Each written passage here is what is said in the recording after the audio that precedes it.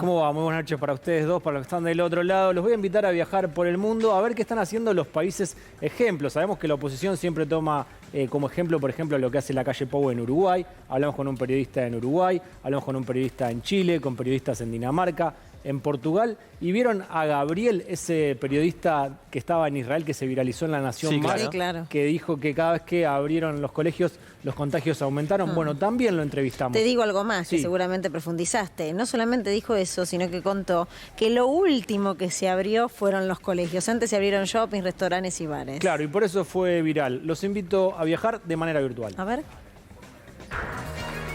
El gobierno de la ciudad no acató un DNU del gobierno nacional y desobedeció un fallo federal que dictaminó que las clases deberían continuar de manera virtual. No, yo jamás en mi vida voy a desconocer un fallo. Lo desacató. El argumento de Horacio Rodríguez Larreta es que la presencialidad es de vida o muerte.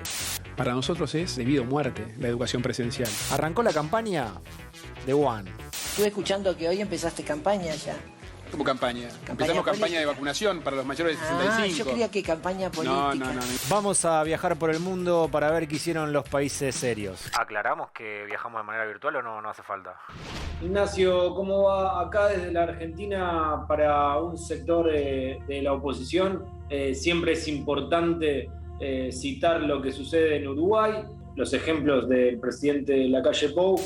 Para simplificar, hubiese ido por la línea que fue la calle en Uruguay. ¿Cómo está la situación de la presencialidad en las escuelas en Uruguay? Se dispuso el cierre de varias áreas, entre ellas la educación, clases virtuales, no presenciales en todas las esferas. Vamos a asegurarnos que no haya presencialidad, que las familias sepan desde ya que hasta el 3 de mayo van a estar dentro de un sistema de virtualidad. Por lo menos hasta el 3 de mayo va a haber clases virtuales. Lautaro, te cuento que en el marco de esta segunda ola, gran parte del país se encuentra en la fase 1, es decir, en el confinamiento total y obligatorio. Aquí en Chile, automáticamente los colegios se cierran y las chicas y los chicos, las pibas y los pibes de este país dictan sus clases, hacen toda su vida educacional virtualmente.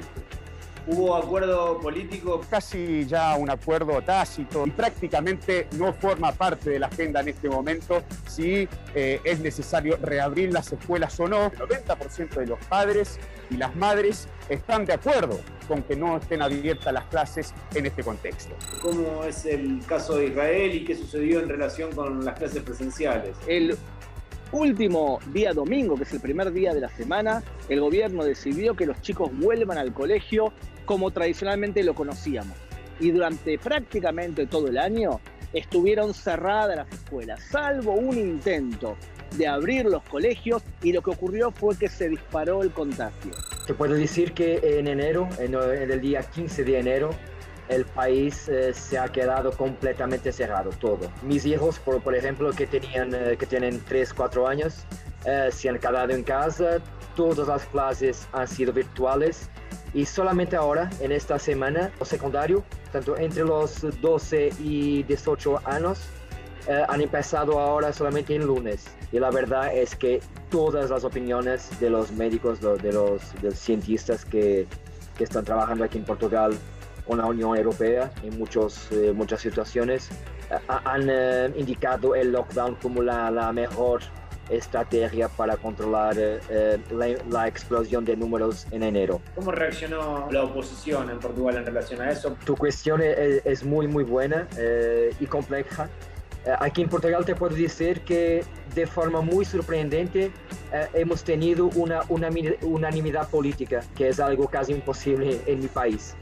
El gobierno es socialista, por tanto de centro izquierda, pero ha sido acompañado en estas medidas por el mayor partido de oposición, que es socialdemócrata de centro derecha. Acá en Dinamarca se trabajó de manera gradual, justamente porque en diciembre crecieron mucho los contagios cuando llegó el invierno y además se juntó con las fiestas. En enero, justamente hasta mediados de diciembre, habían fallecido apenas 1.000 personas en Dinamarca y después, para fines de enero, ya había más de 2.000 muertes. Entonces volvieron las medidas restrictivas respecto al ingreso al país y también principalmente en las escuelas, donde los chicos tuvieron actividad online durante muchísimo tiempo Y lo que se buscó es tratar de hacerlo a partir de ahora, donde bajaron muchísimo los contagios y la propagación del virus, hacer que los chicos tengan un 50% de presencialidad y un 50% de trabajo online en sus casas. La presencialidad tiene un porcentaje muy grande de tiempo que son actividades al aire libre. No es exclusivamente el trabajo en las aulas, sino que dentro de esas 2 semanas que ellos van, un porcentaje de ese tiempo es exclusivamente al aire libre. Bajaron los contagios y las muertes en relación a las medidas restrictivas.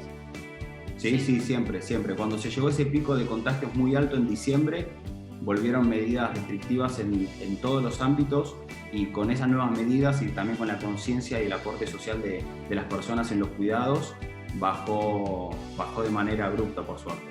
Cuando en diciembre llegó el pico de contagios y de muertes y se tomaron medidas restrictivas, ¿se llegó a hablar de infectadura o algo parecido como acá en Argentina? No. Se mantiene el sentido común, por suerte, y los medios tratan siempre de difundir la información certera que emiten los ministerios. Pero como Argentina no es entonces la excepción, no es acá el gobierno autoritario, populista, que quiere mantener a todo el mundo encerrado porque es opositor, no. Bueno, se ve que los ejemplos que generalmente toma la oposición no fueron considerados infectadura, Juan, y me llama la atención, o en realidad me llama la atención lo que sucede en la Argentina en relación a la oposición, porque vimos el accionar de la oposición o de las oposiciones en el resto del mundo, cómo se ponen de acuerdo a la hora de tomar medidas restrictivas para combatir una pandemia que está dejando muchísimas muertes por el mundo. Y lo veíamos al periodista de Portugal que nos decía que cree que es la primera vez que se ponen de acuerdo entre oposición y oficialismo para poder llevar a cabo estas medidas. Te digo algo más. Sí. Primero fue en contra del Sputnik V, que no solamente pasó en la Argentina. Una vez que ya con eso no pudieron, siguieron por otros caminos y está muy relacionado y muy visualizado en lo que vos hiciste. Gran trabajo, ¿eh? Muchísimas gracias. Como siempre, va. Sí, pero no nos vamos a sorprender. Mucho esmero entrevistar a tantos periodistas de distintos países. Quédese más link, en un ratito la seguimos. Me quedo entonces.